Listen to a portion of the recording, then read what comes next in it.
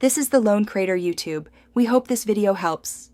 You already have the essentials: Unity Editor and Visual Studio with the game development workload.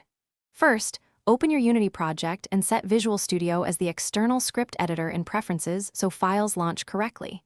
Next, confirm the Visual Studio Editor package is active in Package Manager. This integrates debugging and solutions. Once done, double-click a C# script to generate the SLN and csproj files. Make sure auto-refresh is enabled. This keeps project files synced without manual reloads.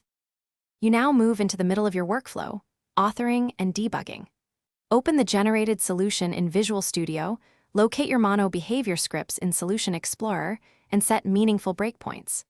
Attach the Unity Editor process from Debug, attach Unity Debugger so you can step through runtime code. Use F10 to step over and F11 to step into.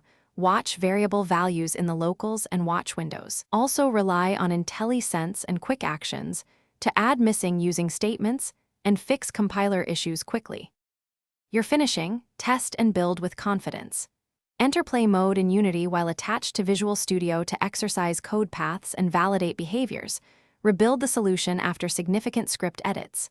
When something breaks, reproduce the error, pause execution, and inspect the call stack and variables to find the root cause. One key tip: if contracts between Unity and Visual Studio fail, close both. Delete library and temp folders or regenerate project files via Preferences, then reopen. That forces a clean rebuild and usually resolves stubborn sync issues. Thanks for watching. Consider subscribing if we helped you.